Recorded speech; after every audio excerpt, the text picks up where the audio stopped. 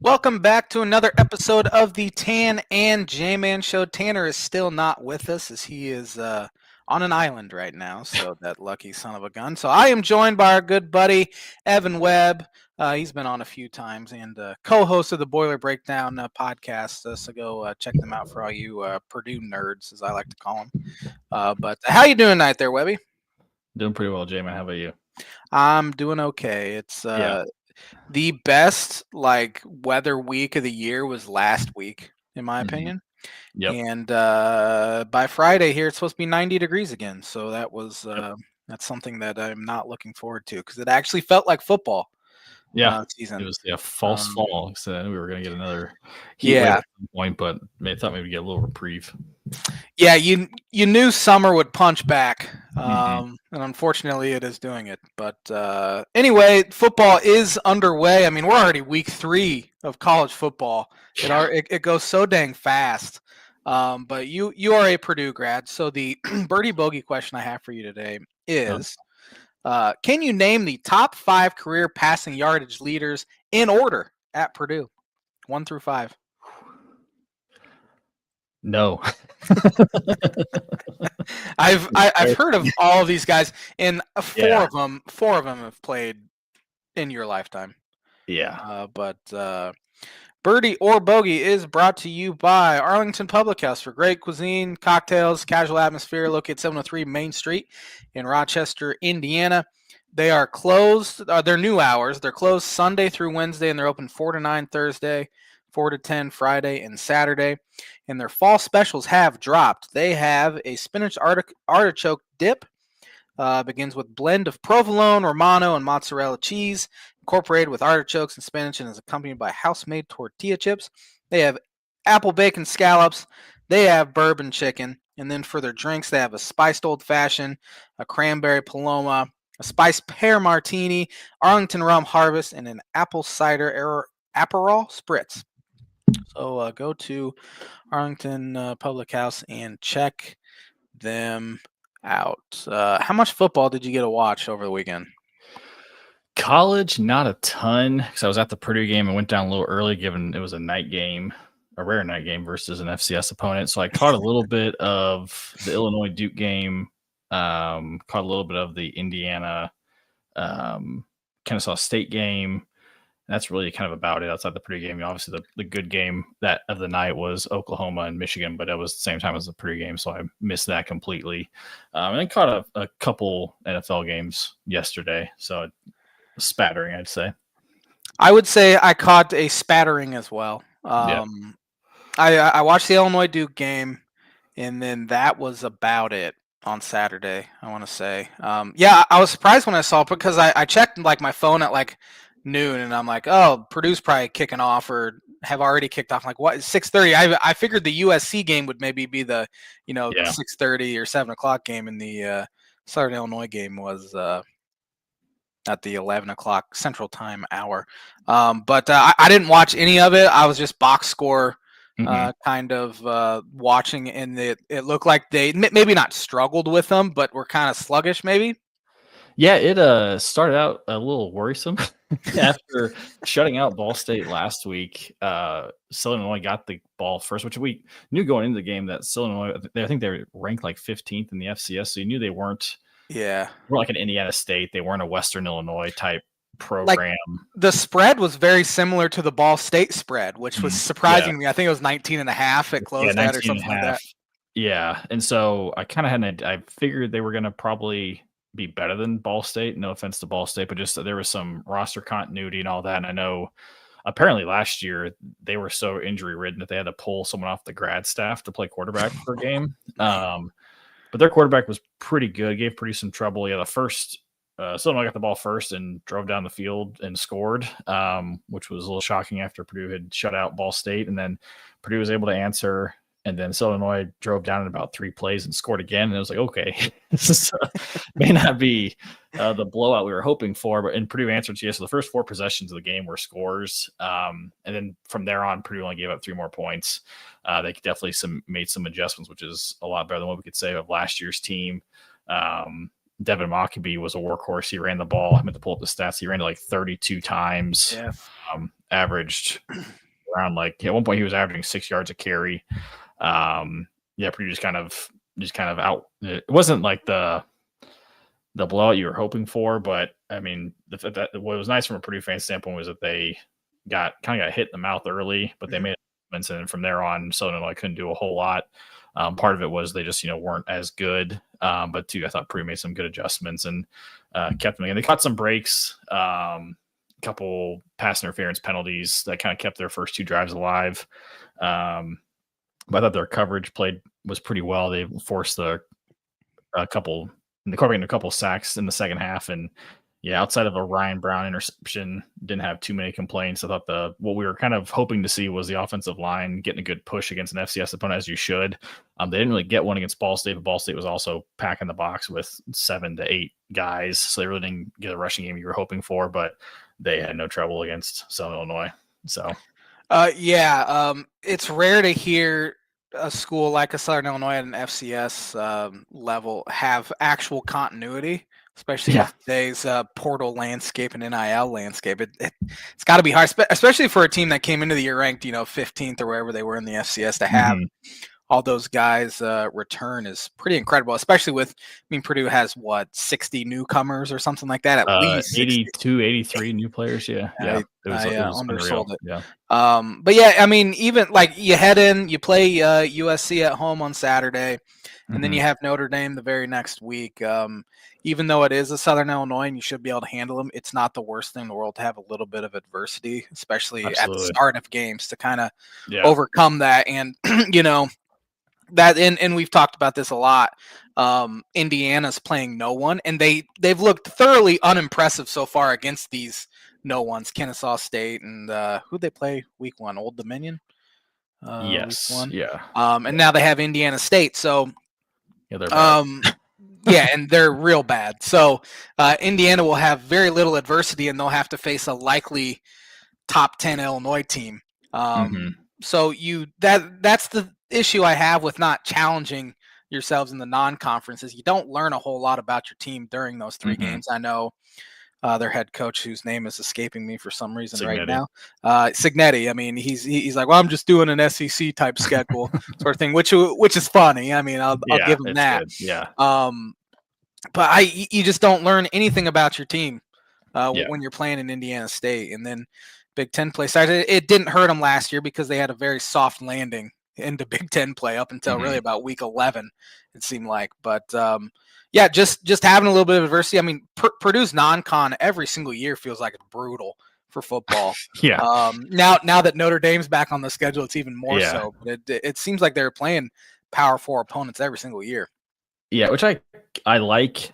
It depends on the year. Obviously this year and last year would have been probably nice to have the 3 cupcakes, but last year wouldn't have mattered anyways. We came out of the Indiana State game last year thinking this Purdue team's like pretty good, and then all of a sudden 66-7 happens against Notre Dame, so that really didn't matter.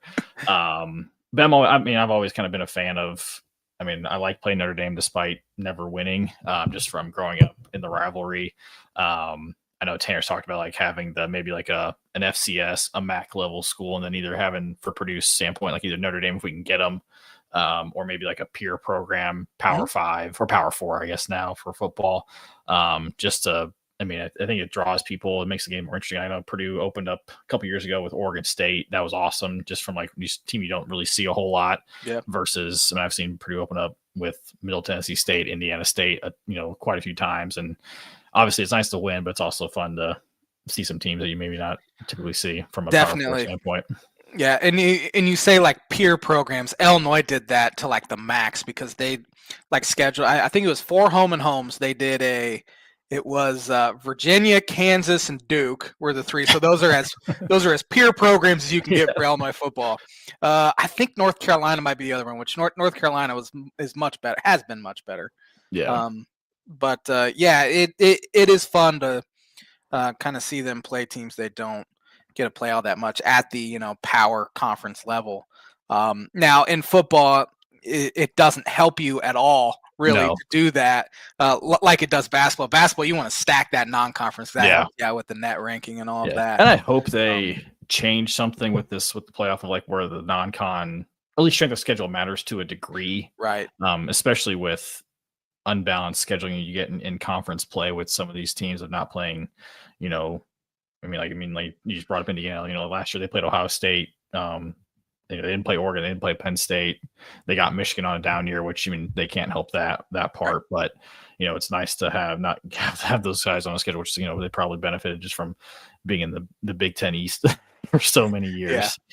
But I hope they at some point kind of add that strength. But also at the same time, it's like in today's world, these lower level and also the FCS, they need these games too because it funds their whole athletic department. So Definitely.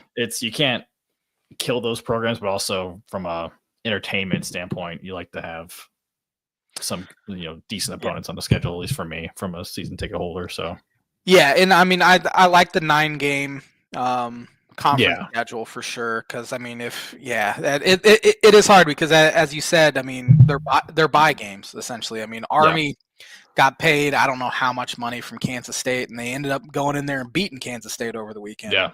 So yeah, it funds the lower level programs, and that's probably why they had 4 non-conference games usually, and then it was 8 conference games, and now it's kind of, and of course we can open a big can of worms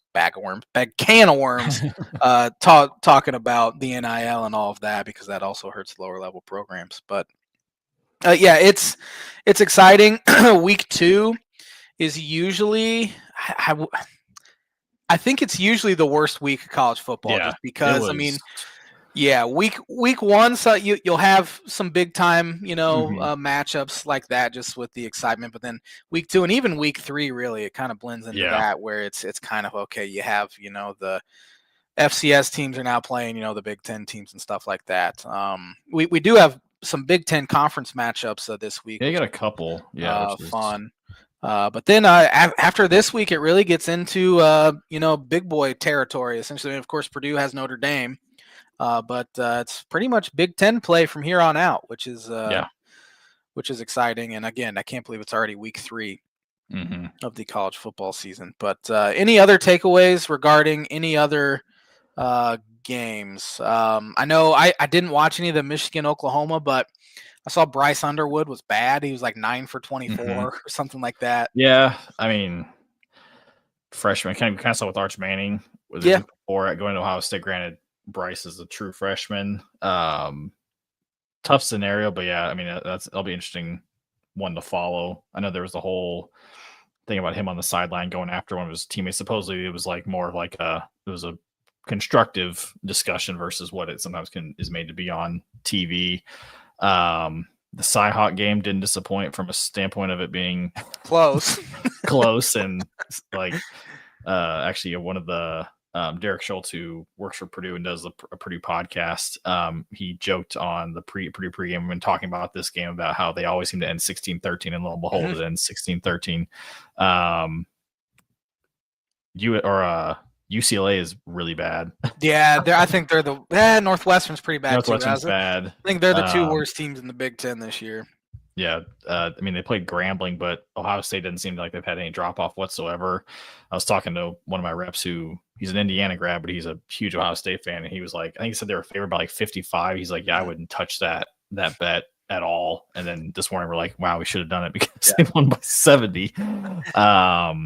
Yeah, what was it? Julian Sayin, I think, started out 18 of 18, which was an Ohio State record to start out a game completions. Yeah. So my hope of their freshman QB not being good is proven to be false. And not a whole lot around the Big Ten. I mean, people kind of took care of who they were supposed to for the most part. The biggest upset was probably South Florida over Florida. Yes. In the swamp, I mean, you have a directional school. In your same state. That's a bad loss for Florida, and that might be the nail in the coffin for Napier. Coming into the year ranked wherever they were, top 20 at least, and now South Florida's ranked, which good for them. Their head coach Alex Golesh, it's kind of reminds me of Marcus Freeman a little bit. So Freeman was at Purdue when they were awful under Hazel, correct? So Alex Golesh I think he was offensive line coach under Beckman at Illinois. And now he's doing really well at South Florida. So it's a similar situation. Yeah. But I know Florida fans want Napier gone. Yeah, they had a lot of hope. Yeah, they say he saved his job last year. DJ Lagway did. Yeah. But I think I saw today. I think based off the AP poll today, they have the hardest schedule for the rest of the season. So, Yeah, their next like 4. I'm gonna go look up their schedule real quick because I saw it today, and their next 4 is just brutal. Let's see here, Florida. They have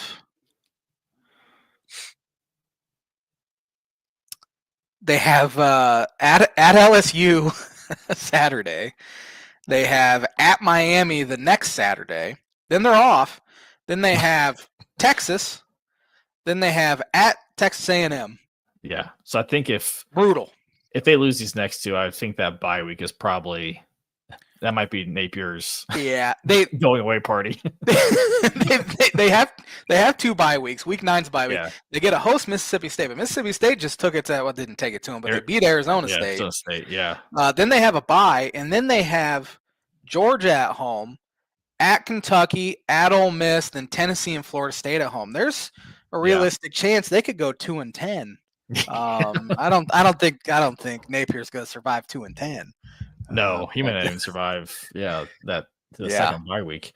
Yeah, I mean, it's the SEC. I mean, as much as the Big Ten is, kind of trying to make a statement, but it's still the SEC is just an absolute gauntlet. The crazy thing is they ran Dan Mullen out of town, and I think he was 32-14 there or something around there, where Napier's 20-20. So it's one of those, be careful what you wish for. I understand why I don't really understand now that I say that, why they ran Mullen out of town, because he had a pretty good first 3 years, and his 4th year was kind of His 5th year was solid, but it's not good enough. But I mean, just be careful what you wish for. We've seen it so many other places. Nebraska, they haven't. Nebraska, exactly. They haven't touched Pelini's record since he left, so they fired him. I'm trying to think any other top 25 teams that played halfway decent, or Vanderbilt whooped Virginia Tech. They're not ranked though. Alabama. Oregon took it. Oh my gosh. Yeah. This has to be it for Gundy. I mean, what was it? 69-3? Was that the final score? Yeah. Gundy was whining about how Oregon has so much more money than Oklahoma State. They don't have 66 points worth more money. It's time for a splitting of ways there in Oklahoma. Clemson struggled out the gate with Troy. That was one that I know the game was delayed, I think, for weather or something. But I was trying to follow that game, and I think they were down like 14-0 to start or something like that, and kind of clawed their way back. It was, I think it was like 16-7 in the 3rd quarter at one point, and then they ended up, scoring 20 unanswered or something. When I was listening to watching the Illinois game, the ESPN guy said it's a name your score kind of day for Penn State, and he said that, and it was like midway through the 2nd quarter, and it was 7-0. Like how is that a name your point game if they're already struggling? And they ended up winning 34-0, but they were real sluggish. There it was kind of rainy too. Wisconsin struggled with Middle Tennessee for about a half, and then ended up pulling away. Baylor upset SMU in double overtime. Yeah, it was a great game. Syracuse found a way to beat UConn. UConn was winning the whole game. Syracuse took the lead, then UConn tied it, and it went to OT, and Syracuse ended up winning. And after the game, Syracuse coach Fran Brown made the team run sprints. It was funny how many people stayed and watched them run sprints. He was not very happy. Michigan State won a barn burner in double overtime too, 42-40 over Boston College. Tennessee's offense looks incredible, so you got to think Nico probably had what's the problem there? Yeah, definitely. They've put up. I mean, obviously they played nobody, but they've put up some points. It'll be interesting to see. Ole Miss went into Kentucky and won a good one, 30-23. Texas, as we said, Arch Manning had a bounce back game. I wonder if this has got to be not fact checking it, but it has to be a record for like ranked teams scoring the most points in a week, because Ohio State had 70, Oregon had 69. Tennessee had 72. Yeah, Illinois put up 45. Florida State had 77. I mean, Indiana had like 56 or something. Alabama put up 73. Utah 63. Yeah, Texas Tech 62. Like That's gotta be. Yeah. Here's an interesting one. BYU blew out Stanford 27-3, and there was video of Andrew Luck on the sideline after like the third pick. He's just like, "What'd I get myself into?" Yeah. But Frank Reich is their coach, isn't he? Yeah, at least for now. Interim, yeah. Interim, yeah. On an interim basis. Well, anyway, you want to go through and pick our Big Ten games with confidence points. Yes, sir. Starting with I think this is Friday night, maybe? Friday, yeah. Indiana State 32. It's an early Friday game. That is an early one. Indiana State at Indiana. I mean, if Purdue last year could win 48-0, I think Indiana's gonna, whatever the spread is, they're gonna cover that and probably hit the over by themselves. Yeah. Although I put them at just I couldn't do it. I put them at my 14th confidence because I think there was 15 games. There's only 15 games. Yeah, they're my 14. A couple buys this week. They're my 9. I feel like there's more blowout potential with some of these other ones here. Yeah. Looking at it, but New Mexico at UCLA. Picking New Mexico. Oh man, that bad, huh? Yeah, but for 2, just it's getting bad there. I took UCLA, but only for 1, so I'm not that far off from where you are. Because they look like the worst team in the Big Ten. I mean, Nico Iamaleava looks awful. I mean, they got whooped by UNLV. Yeah, that was embarrassing. Yeah, they did. And UNLV the first week, I can't remember who they played. They played a smaller school, and they struggled out the gate. I know. Yeah, we were kind of, as a Purdue fan, we were kind of following, just kind of see how they were post Barry Odom, and it didn't start out great, but they ended up winning. But they did not look good. Yeah, they were a week 0 game. I forget who they played though, but they're 3-0. I think they're 3-0. Yeah, so far. So, let's see here. Oregon at Northwestern. I have Oregon for 10. This is the Big Ten Network kickoff game, or whatever they call their stupid pregame show that I never watch. What is it called? Do you know what it's called? For the Big Ten? No, yeah, no, I don't either. I know Big Noon kickoff for Fox. Yeah. I don't know what the Big Ten maybe, called. Is it Big? I think it's Big Ten Tailgate. Is that what it's called? Oh, yeah. So this is the Big Ten Tailgate this week. I'm taking Oregon for 13. Let's see here. Central Michigan at Michigan. I have Michigan bouncing back for 9. I have Michigan for 4. I don't know why I only have 4 on them, but looking at the rest of the game, it makes sense. Michigan for 4. Wisconsin at Alabama. Oh man, both teams need this in a way. I mean, obviously Alabama's gonna be favored, but if Wisconsin goes in there and wins, it's over for DeBoer. If Wisconsin gets run out of town, it could be the seat just gets a lot hotter for Fickle. But I have Bama only for 4 though, just because both teams, you don't know how they're gonna. I don't know. I mean, obviously it's Bama, so the talent should be there, but they have not looked good just out the gate. Yeah, it's also rare for like a true road game too for a team like Wisconsin to go to Alabama. And I'm taking Bama for 5, but it never seems like Bama really hosts big time non-conference games, does it? It's usually neutral site or something. But I'm taking Bama for 5. Houston Christian at Nebraska. Nebraska put up some points. They're looking, obviously the win against Cincinnati the first week in a quote unquote neutral game in Kansas City. But I think they'll blow out Houston Christian. Sounds like a high school team. They're my 13th. Yeah, I have Nebraska for 14. Towson at Maryland. I haven't watched a single snap of Maryland football this year. Nope. They're right in the middle for me. I have Maryland for 8. I have Maryland for 11. I think Towson is in Maryland as well, so it's an interstate rivalry, if you can call it that in football. Speaking of interstate rivalry, we have Villanova at Penn State. Forgot Villanova had a football team. Penn State for 12. I have Penn State for 12 as well. USC at Purdue. Well, actually, a note I forgot to say. I don't know if you had seen it, but with Barry Odom going 2-0, he is the first Purdue coach to start his career at Purdue at 2-0 since what's the guy's name? I just lost it, but it's since like 1915. Oh man. What's it? Yeah, since Cleo O'Donnell in 1916. Oh, Yeah. Cleo. Because if you think about it from a Purdue standpoint, usually one of our first 2 games has always been Notre Dame. So the first time head coach is like, I mean, Walters lost to Fresno State his first game. Braum lost to Louisville. Hazel lost to Cincinnati.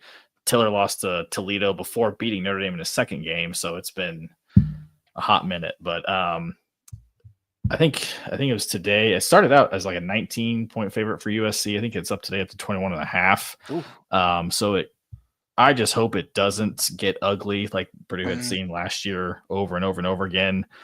I'm praying USC's defense, whatever is their defense, stays in California. Obviously they're going to put up a ton of points. I'm hoping Purdue can at least keep it competitive. But I'm a homer, so Purdue for 1. It's a noon start, right? So it'll be 3:30. Oh, it is 3:30. Okay, so that helps USC a little bit. Yeah, that would have been a 9:00 kickoff. That might be. Yeah, they haven't won last year. They did not win a game in the Central Eastern time zone. I remember that. So I'm hoping that that trend stays true, but it's going to be a tall task. They are putting up a ton of points as well, Yeah. and it'll be really interesting to see Purdue against a Power 4. High. They don't call them high majors in football, do they? Power 4 in football. Yeah. So I don't know what to say. I haven't watched USC at all, and I haven't watched Purdue at all either. So I'm just kind of basing this off of last year. So I'm taking USC for 8. That's fair. 21-point spread. That seems high for me. Yeah, I thought it might be like 12 to 15 or something, just because you don't know. Yeah, I don't know. I mean, I thought Purdue's defenses looked pretty solid, obviously against the competition they've played. They look like they actually know what they're doing, which is a vast improvement from last year. They seem to be tackling well. They seem to be playing hard, which is nice. Just I don't know. Obviously, the talent level between Ball State and Illinois is a lot different than USC. Right. Now, where it may help is their offensive coordinator came from USC last year, so maybe there's some familiarity. Who knows how much that actually will do? And actually, I think USC's quarterback started for Odom at UNLV his first year. Oh, really? That's right. So there's some familiarity, but it could. I just hope it's a competitive game for most of it. That's kind of I think all Purdue fans want right now. Well, you kind of saw the familiarity last year when Purdue and Illinois played. Walters took over play calling duties, which is weird, but they put up what was it, almost 50 points, if not 50 points, just because he knew that defense so well. Because Illinois' defensive coordinator was defensive back coach under Walters. Yeah. So they knew each other very well, and it's obviously the exact same system essentially. So maybe that will play a role this week for Purdue. But moving on to Norfolk State at Rutgers. I'll be tuning into this one. Oh, yeah. I got Rutgers for 7. I have Rutgers for 7 as well. Youngstown at Michigan State. I have MSU for 6. I have Michigan State for 3. Ohio at Ohio State. Yeah, Ohio actually is. I think they've played pretty decently to start. They just beat West Virginia this week. That being said, Ohio State doesn't mess around. They're my 15 just because of they are unreal right now. Yeah, same. They're my 15. They're the best team in the country. 2 weeks in. I mean, it's hard to really crown anyone, but Western Michigan at Illinois. Illini looking pretty good. So I watched a little bit of that game. It sounded like, from what I read on the Twitter, that Duke shot themselves in the foot a lot, but Illinois made them pay. And I mean, obviously having the continuity with Altmaier back again and a lot of those guys back, their offense looks pretty dang good. So I've got Illinois for 11. Yeah, Illinois was +5 in turnovers, which you're going to win a lot of games doing that. Yeah. Luke Altmaier looks like one of the top, 2 or 3 quarterbacks in the Big Ten so far, and having that continuity. You get all 5 offensive linemen back, and they looked terrible in the first half on Saturday. I think at halftime, Illinois had -1 yard rushing. Wow. on like 15 carries. It was terrible. Now, some of that Altmaier took some sacks too, and that Yeah, hurt. that's that. But still, they weren't getting any push. But then they ended up with, I think, 150 yards rushing, or pretty close to it. And Altmaier had a ton of time to throw. So yeah, that was a game, and I talked about it last week with my dad on the show. That's a game if Illinois wants to, show they're actually for real, they have to go in there and take care of business, and they did. So They did, yeah. we'll see. This I don't think we'll learn much this week, but then big one the next week for them. They just can't overlook Western Michigan. So I have Illinois for 10. This is the first time Illinois and Western Michigan have played since PJ Fleck versus Lovie Smith back in 2016, and Western Michigan beat that Illinois team 34-10. It was a whooping. I think that it was game 2 or 3 of the Lovie Smith era, and I think a lot of people jumped off 3 games in after that one. So we'll see if this one goes any better. UMass, who is arguably the worst team in the FBS, travels to Iowa. I got Iowa for 5. Now the question is, can they score more than 30 points this game?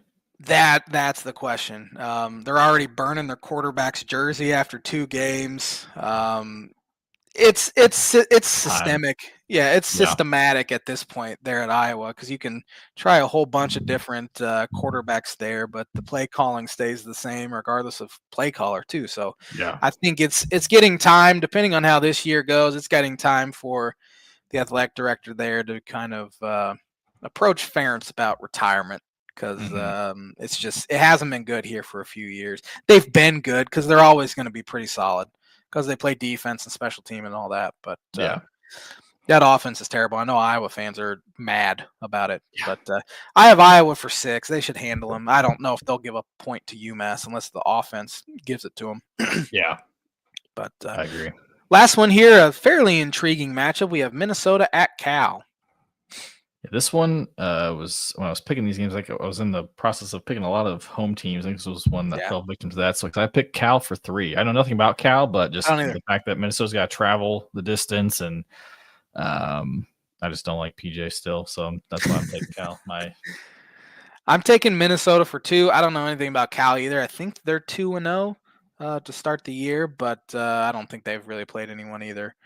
Minnesota hasn't, and they were up, 63-0 at halftime against Northwestern State, or 56-0. So again, like traveling west to an ACC school.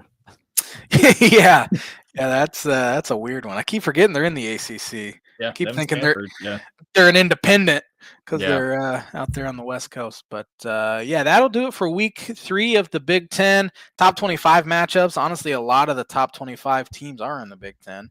And is there an actual top 25 match? We have South Florida at Miami on the CW. Probably the biggest game in CW history. Yeah. I'm trying to find here. I'll take your Canes. They're 17-point favorites. I don't think the South Florida Magic will last too much longer. No. Give me Miami. We have Florida at LSU. Brutal. Yeah, this is, I think, the game where LSU fans, for tailgating, they grill up Gator for tailgates. I think LSU takes it to them. Yeah, LSU struggled with Louisiana Tech a little bit. I think they won 23-7. I'm sure old Brian Kelly there was not very happy with them. So I think, that's a rough one for Florida after a very bad home loss. So give me LSU. The game of the week, I would say, is Texas A&M at 0-1 Notre Dame. Notre Dame's had a week off since that loss at Miami. I thought they still looked pretty dang good despite the loss, unfortunately. Yeah, they did. I'm gonna take Notre Dame in a close one just because it's at home. Yeah, it's weird to have a week 2 bye game or bye week. For Notre Dame, and I mean 14 days to prepare. I don't know if that's 13 days to prepare. I don't know if that really helps you all that much. Because you kind of stew in the loss a little bit, but yeah, at home, it's their home opener. I think they should handle it pretty easily. So I think that's going to do it for college football. There is one other game.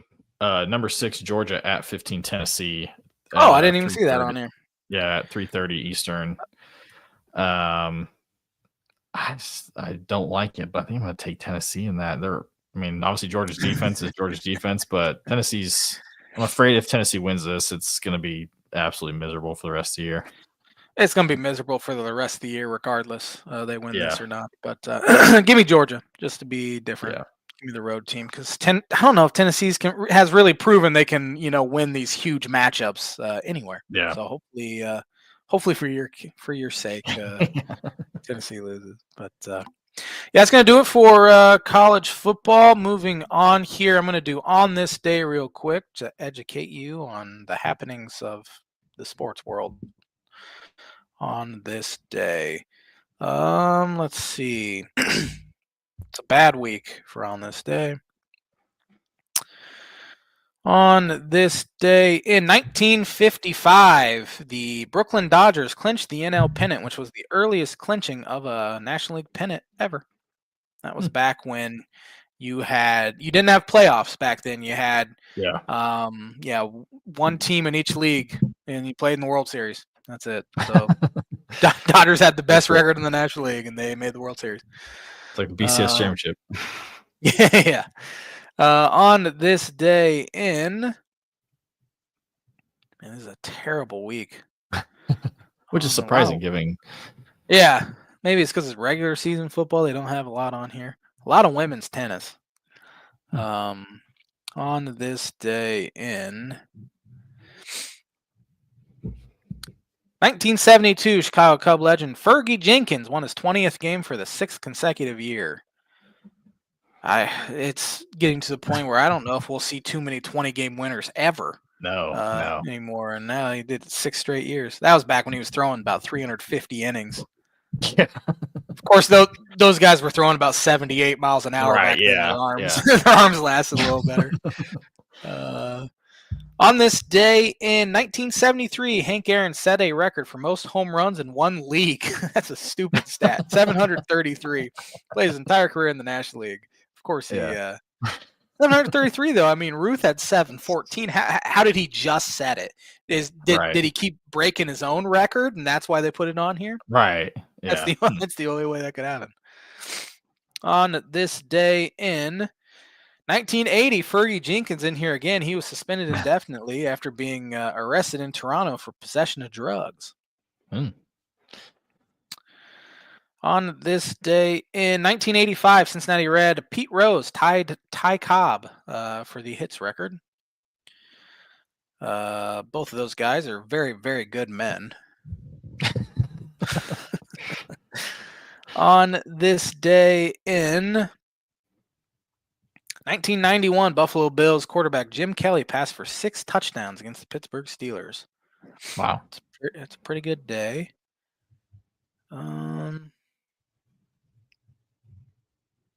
Let's see. We might be done with on this day this week. We are done with on this day. This day is brought to you by, if my computer allows me, Mooney Wood Laser Crafts for all your wood. Every single time Tanner's gone, I never have the read in front of me, and I'm sure he sent it to me via email. So I'm sorry, Mooney, but for all your wood laser craft needs, contact Thad Mooney at Mooney Wood Laser Crafts. Christmas is coming, as Tanner always says. He says that in February, though. Yeah. And so contact Mooney for some really creative. It makes really good stuff. Woodworking, he does. Let's see. Actually, I'm gonna do blind ranking here. Blind ranking. Let's see if I can pull it up real quick. You are the biggest Purdue basketball fan that I know. So I have a Purdue basketball blind ranking. It is random, like sixth men type. Ooh, so name your rank your sixth man type. Now it was hard to find good ones for this one because Matt Painter's players usually start out as 6 men and then they're all league by the time they're seniors, which doesn't happen at really any other place except Purdue. Yeah. But here I am. What's my criteria here? Is it like personal favorite or just like how their career ended? Whatever you want to do. Okay. So you can go by personal favorite. There's a guy on here that I think would be your top personal favorite because I remember you wouldn't shut up about him for a while. And we A made lot of fun of you a guys. lot for it. But starting here with Mason Gillis. Oof. I'm gonna go. I'll go personal. This is gonna get dicey. I'll go personal favorite. All right. Mason, man. I hate doing this, but I'm gonna put him at 3. Guy who actually started his redshirt freshman year, he redshirted, and then kind of his sixth man was definitely his senior year when Purdue went to the Final Four. Just kind of did everything you want him to do. Rebounded really well. He was tough as hell. Could hit threes. He broke Robbie Hummel's 3-point record at Mackey for a game against Penn State his junior year. Not the most athletic. Hell of a baseball player in high school. I know that before all his injuries. Then he went to Duke and went to another Final Four. But yeah, he's definitely a kid that went through a lot and is loved by Purdue fans everywhere. Should be anyways. It never felt like he missed when he shot a 3 ball. It looked good. And Underwood was glad to see him go. Underwood always said something about he hated playing Mason Gillis. Yeah. Brandon Newman. Ooh, Brandon. I'll put Where'd he end up? Western Kentucky? Is that where he was? He went to Western Kentucky and then he followed Steve Lutz to Oklahoma State. I think got to use his last year at Oklahoma State. Never really. I mean, his freshman year was the COVID year where no one was in the stands. He played really well, showed a lot of promise, and then kind of the emergence of Jaden Ivey that year. Because there was a whole thing like where Sasha got COVID and had to miss some games, so that inserted Jaden into the starting lineup. And then Sasha came back and Painter wasn't going to sit Sasha, so someone had to go to the bench. And it was Brandon Newman. I feel like just after that, like just kind of was never the same. There's one year he hardly ever played, then kind of had a showing in the Big Ten tournament and kind of kept Purdue alive in it. But yeah, just kind of had a lot of showed a lot of promise, but just I don't know if it was a mental thing. I know he had a lot of personal stuff happened in his life, and his dad died of COVID during that whole mess. So that was probably something, but I'll put him at 5 just because he didn't end his career at Purdue. That's fair.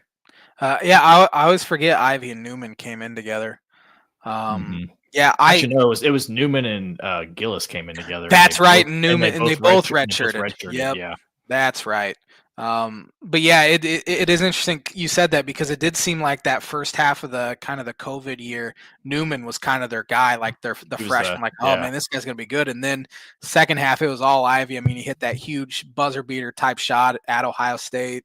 Yep. Hit a bunch of big shots, and he kind of just took over. Number 3 here, your boy Aaron Wheeler. He was my boy. Man, this is tough. Yeah, a guy who, again, his freshman year was the 2019 year where Purdue was a stupid play away from going to a Final Four. Him along with Eric Hunter, Sasha that year as well, but Wheeler definitely kind of shined in the last half of the year. Was kind of that guy that I always wanted Purdue to have, of like that 6'8", bouncy guy who could shoot really well. I know Dan Dockage was comparing him to like Kevin Durant after that year. And he just tanked after that. Ended up transferring, went to St. John's, never really did a whole lot there. But it's cool to see him. He still comes back. I know he was like in the stands for that Final Four run in like the Purdue section. So that was cool to see him come back. It was kind of one of those things where it was just, the writing was on the wall, and there wasn't any bad blood when he transferred. Again, in my heart, I want to put him higher, but I think I'll put him at 4 again because he just couldn't. He didn't. My expectations were just too high for him. It's my fault. It's my fault. You have your 1 and 2 spots open. I do. I think you're going to be upset about the next two guys on the list. Nojel Eastern. I actually really like Nojel. I think one of those things where he just got some bad advice. Again, that 2019 team, he was a freshman. He really helped out just from a defense standpoint. He was massive and played a point guard role, but would D up the other team's best guard. couldn't shoot to save his life. No, he couldn't. But now he's all. Then he left, went to Michigan. At least on Twitter he did, and then ended up at Howard. Never played at Howard. Had a rap career for a brief stint, and then I think he was like playing pro in like Mexico, and it was all of a sudden shooting right-handed.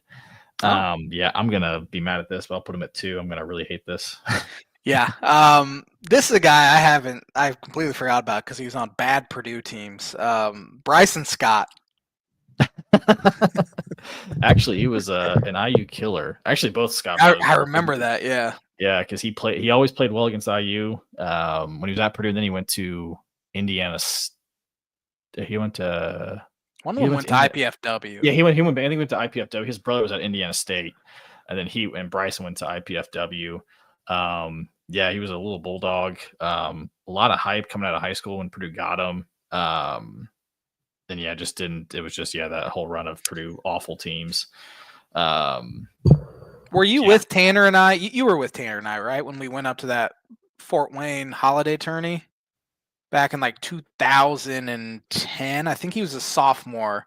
James Black or one of the Blackmans hit a buzzer beater for Lure. I think he was with Lures. I went to one of them. I think we saw Juan Marrero play, maybe.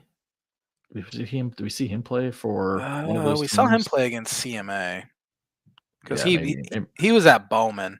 Maybe for some reason I thought you were with us. I was with Tanner anyway. Yeah. And we went and saw he and his brother played in this, or maybe they didn't. Maybe it was, well, I know Rafe Davis played in this holiday tournament because we kind of went to see Rafe Davis. Oh, that's right. Yeah, I don't think I went to this because I remember hearing the story. The story. Okay, yeah. My old boss sees Kramer. I don't think Payne. It was Kramer. Yeah, it was Kramer. Goes, you better get him to play some defense because Rafe Davis had played no defense at all. Played lick of defense, and then he ends up two-time defensive player of the year or something like that. So we always credit him. Start to re-rank. Gillis 1.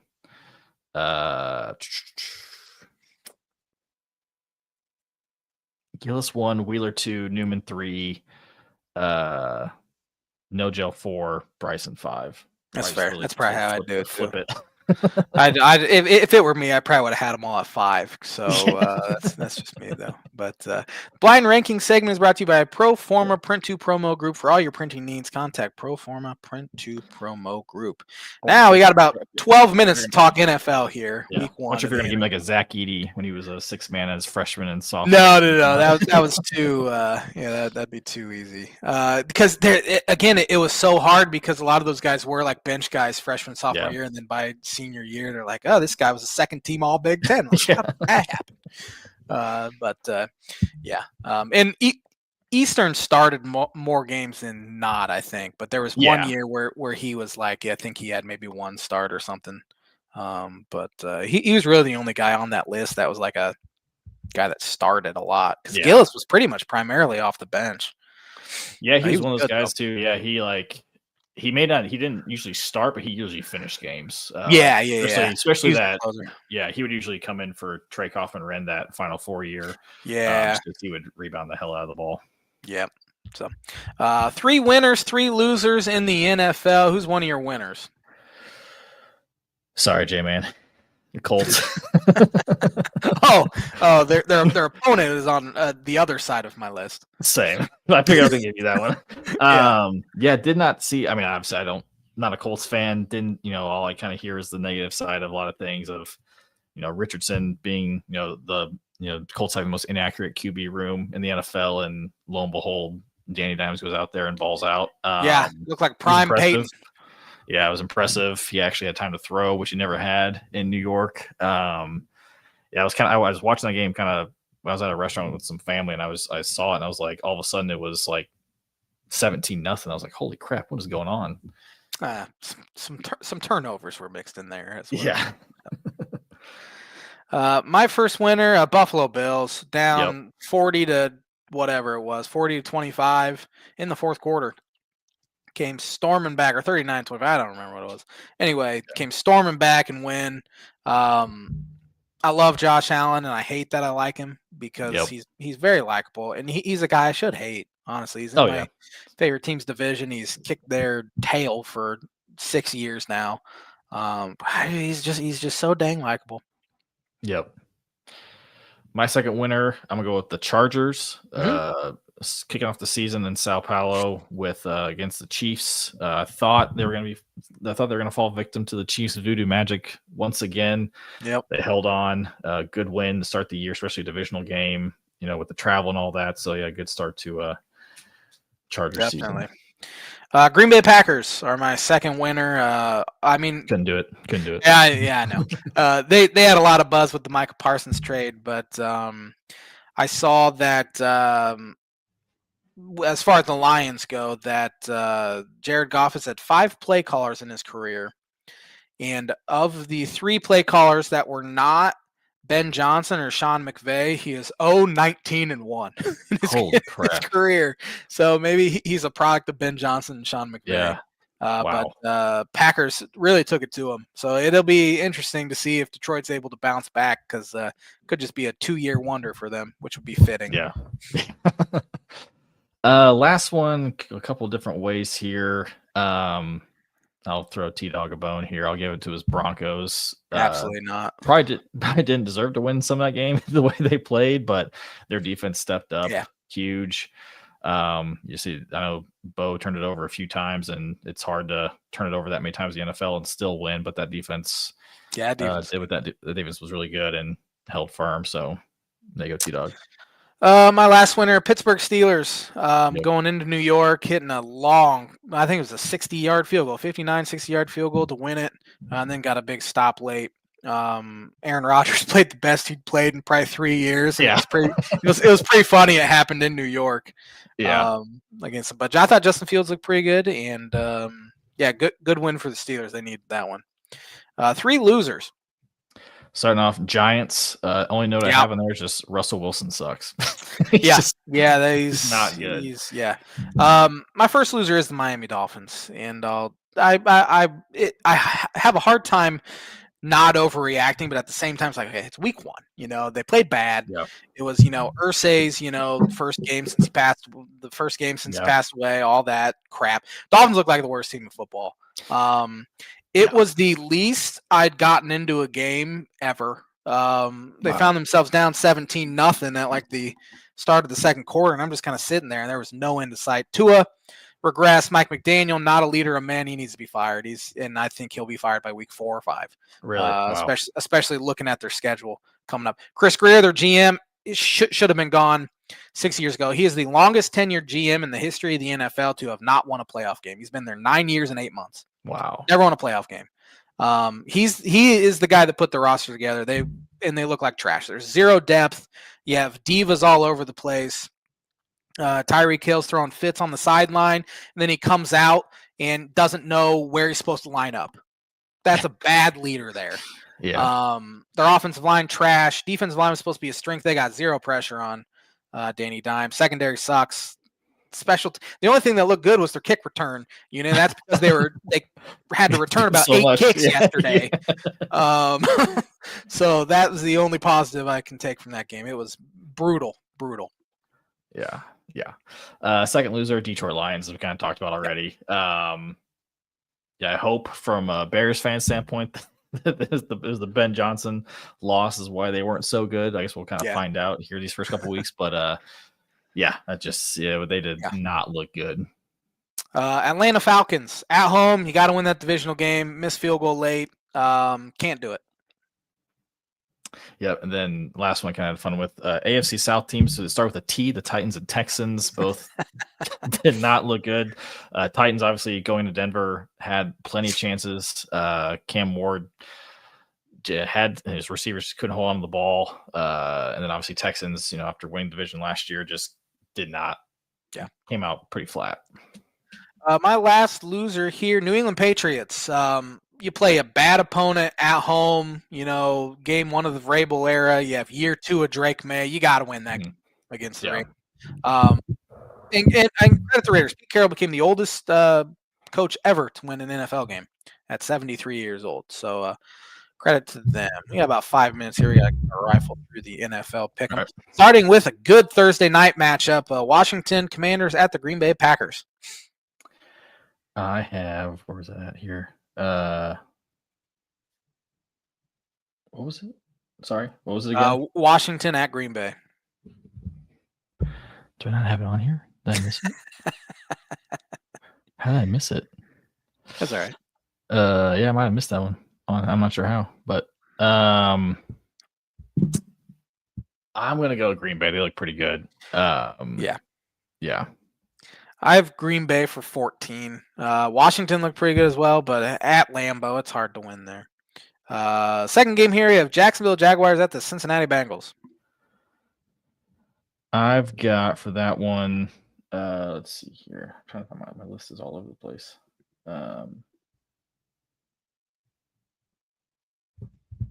What is going on here? My list is all messed up. What was your pick? I have the Cincinnati Bengals Oh. at 15. I have Bengals. I put them at 8. I guess little did I know about the NFL, but I was like, yeah, I just wasn't sold on Bengals, and so we'll see. They look bad. Yeah. Against the Browns. They found a way to win, but it was uninspiring. The New York Giants at the Dallas Cowboys. I have the Cowboys for 16 just because the Giants are bad. Yeah. Cowboys look pretty good despite losing to Philly on Thursday. Thursday. No, that was... Yeah, it was Thursday. Yeah, it's Thursday. Yeah. So I think, just the Giants are just bad. And obviously being a divisional opponent. Yeah. I have the Cowboys for 13. I think they bounce back. Chicago Bears at the Detroit Lions. It's hard to pick this game after not seeing the Bears. That's why I have the Bears for 1 for that exact reason. I have the Lions for 9 for that exact reason. The LA Rams at the Tennessee Titans. I have the Rams for 13. I have the Rams for 6. It's Titans didn't look good, and they the Rams were didn't. okay, but it's tough for LA teams to go out east though. Although I think is Nashville Central Time. I don't know. Yes, they are. I thought they were. New England Patriots at the Miami Dolphins. I have the Patriots for 3. Oh, yeah, that's how bad the Dolphins looked on Sunday that I wouldn't pick them either, but I am picking them. This will be the J-Man's Book It Prediction of the Week. J-Man's Book It Prediction of the Week is brought to you by Travis Watchering Insurance Agency for life, home, auto, business, renters, workers, common, farm insurance. Contact Travis 219-869-4561. Book it. Dolphins for 3. Niners at New Orleans Saints. I have the Niners for 11. I have the Niners for 12. Let's see here. Buffalo Bills at the New York Jets. Bills. I made this before the game was over. I probably would have bumped it up. I got Bills for 14. I have Bills for 11. I did as well. I think I would have bumped that up too. Yeah. Seattle Seahawks at the Pittsburgh Steelers. I have Steelers for 10. I have the Steelers for 10 as well. Cleveland Browns at the Baltimore Ravens. I have Ravens for 15. I have the Ravens for 16. Denver Broncos at the Indianapolis Colts. I have the Broncos for 9. I have the Indianapolis Colts for 1. I think the Broncos were very unimpressive. Bo Nix looked terrible on Sunday. I didn't watch though, so that's box score surfing. Let's see here. Carolina Panthers at the Arizona Cardinals. I have the Cardinals for 4. I have the Cardinals for 8. Philadelphia Eagles at the Kansas City Chiefs. I have the Eagles for 2. I have the Kansas City Chiefs for 5. On this day, good Lord. Atlanta Falcons at the Minnesota Vikings. I have the Vikings for 5. Again, hard to tell after not seeing the Vikings, but it's the Falcons look bad. I have the Vikings for 2. Again, it's hard with the Vikings not playing yet. Tampa Bay Buccaneers at the Houston Texans. Bucks for 6. I have the Houston Texans for 4. And last one here, LA Chargers at the Vegas Raiders. Chargers for 7. I have the Chargers for 7 as well. Last thing here is to do birdie or bogey. Can you name the top 5 career passing yardage leaders at Purdue in order? Okay, I'm going to go with number 1, Drew Brees. Yes.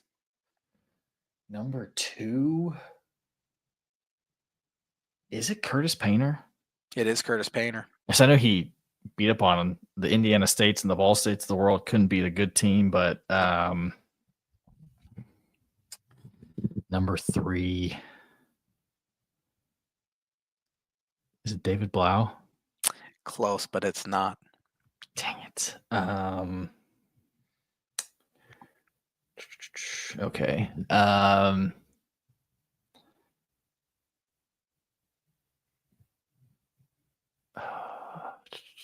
This is the only guy I really hadn't heard of. I'd heard of him. Okay. Was it Mark Herman? It was Mark Herman. He was third. My dad had a class with him when Mark Herman was a freshman. He was a big time player back then, like coming out of high school. And my dad always has a story with the guy. They were taking attendance, and the professor said Mark Herman, and the whole class turned around and looked at him because they're like, "Holy crap, Mark Herman's in our class." You said close, so was David Blau 4th? He was 4th. Is Kyle Orton 5th? He was 5th. That was a pretty good. That was a pretty good job. There's no way I'd be able to do that. But the hint of not knowing, because I almost said Yeah. I was going to say Kyle Orton for 3, but when you gave me that hint, I was okay. I was like, it was either him or like Len Dawson. I was like, Len Dawson was probably a little too old for then. Herman, Blau, and Orton all had in between like 9,100 yards and 9,700 yards, so it was real close. Yeah, so it was like Len Dawson. You had obviously Bob Greasy, but again, I was like, is that too far to where like they're not throwing the ball? They probably weren't throwing it. Yeah. Yeah, so I was like, that's kind of had to lean on the newer guys. So. Well, thanks for joining me on the Tan and J-Man show this week, and we will be back at Tanner will be back. He will be back Monday, for another episode of the Tan and J-Man show. Have a fantastic week, everybody.